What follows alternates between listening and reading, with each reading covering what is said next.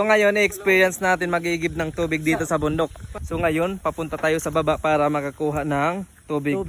Kasama natin si Uncle at so dito tayo dadaan sa loob ng kamuting kahoy. Ito yung daan. Yung tubig pupuntahan natin is hindi natin alam. So first time natin pupunta doon. Yung taas guys oh. Alright na. So si Sir, dito na siya nakatira sa taas ng bundok. So ginagawa niya pag kailangan niya ng mga pangangailangan sa kusina, pumupunta siya sa baba para bumili at pumupunta sa baba para magkuha ng tubig. So ganito yung buhay dito sa bundok. So kailangan mo pa bumaba para makakuha tayo ng tubig. Dala natin yung galon. Ayan si Uncle. Makapila ka magsok tubig, sir, bang isa-isa mura? Makaminsan da. Ang kadlaw, makaminsan da. Mga dua rin. Mga dua rin dira ang kadlaw. So sabi ni Uncle, kumukuha siya ng tubig dito sa baba. Yung dala niya is dalawa lang kung mag-isa lang siya dito. Dahil nandito kami ngayon kaya marami yung dala niyang galon. Sinamahan na din namin siya para mas makatour tayo dito sa lugar na to.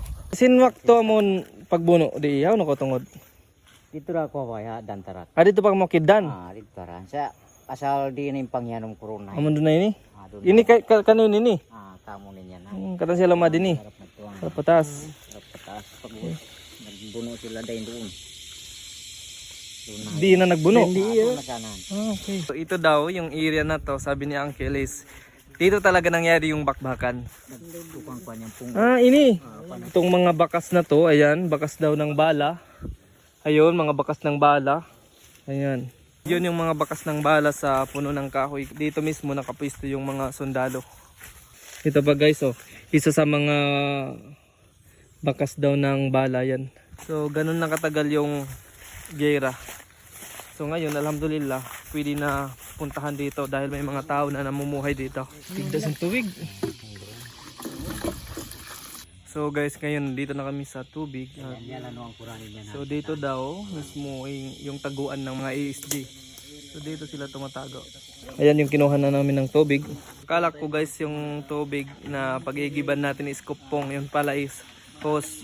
So yung hose na to is galing pa sa Bud Sinumaan, koneksyon sa mga sundalo na katira doon. So pwede kumuha dito. Kaya pasaran mga pila tahonin ko niya, kaya pasaran mo? Malugay, maray mga labing putahon. Labing putahon kaya pasaran? Wayrong kaya ko na. Wayrong pagkalahingan, way pagkalanutan.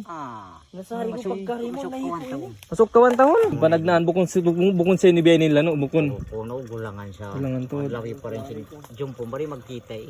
Si Sir is 3 beses na siya nahuli ng sundalo dito sa area na to. 3 beses siya napagkamalan ng mga sundalo. Hindi naman siya pinagkainitan ng sundalo. Tinanong lang siya ng mga katanungan. Ganon yung naging buhay nila dito. Mahigit 20 years na hindi sila nakapunta dito sa lugar na to. Napabayaan nila yung mga kopra, yung mga lanut, yung mga pananim nila dito napabayaan ng almost 20 years. Alhamdulillah nakabalik sila dito. So ngayon, nakabalik na yung kabuhayan, yung pamumuhay, yung ginagawa, yung trabaho nila dito. Ganon yung mga naging istorya dito sa lugar na to. Historical talaga yung place na to kasi akalain mo, nandito tayo ngayon. Yung mismong pinagtitindigan natin ngayon, pinag-uupuan natin ngayon, ay ang mismong lugar ng mga ESG group. Na ngayon, na mismo, na wala namang nangyari sa atin. Yes. So this is one of the, historical area na pagdating sa Sulu, na yung area nito, pinapakita niya na may mga makakabuluhang nangyari dito. Pero alhamdulillah ngayon, peaceful na yung area at wala na ding kakatakutan, no? So ngayon tapos na kami nag-igib ng tubig. So ngayon papunta naman kami sa taas. So dala na namin yung tubig, ngayon paakyat na kami doon sa taas.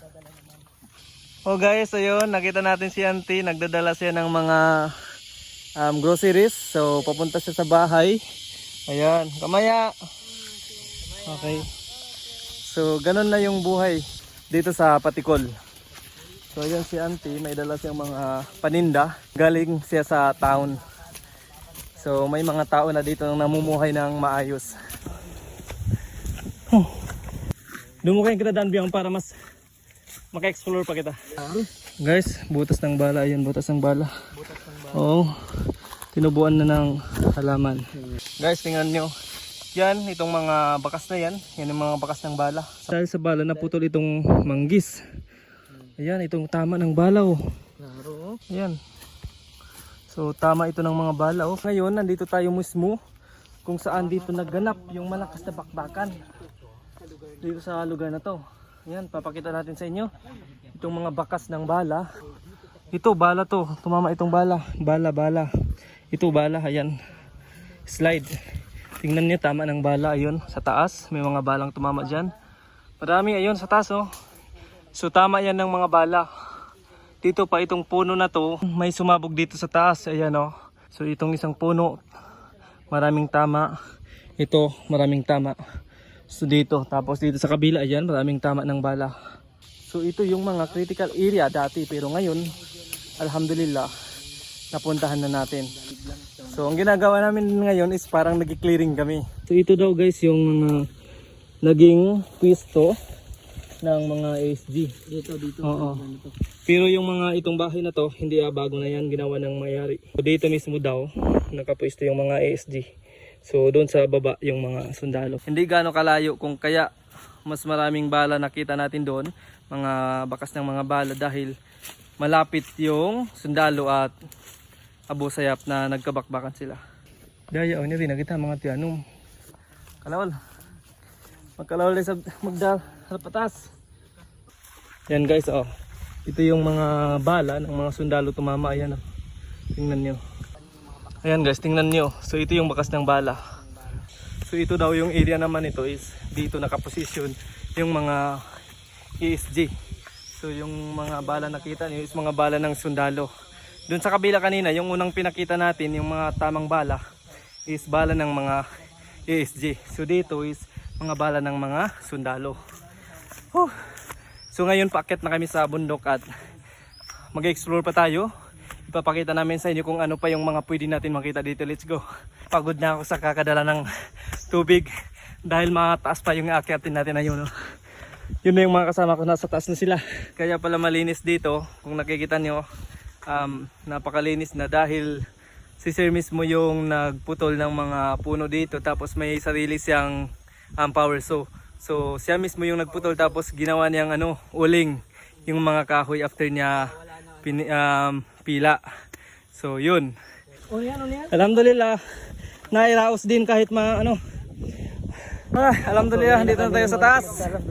Sarap di taas, sinangin. Woo! Guys, tingnan nyo naman ang ganda ng view. At relaxing yung hangin dito sa taas. Yung mga kasama ko, sinabihin, ayan.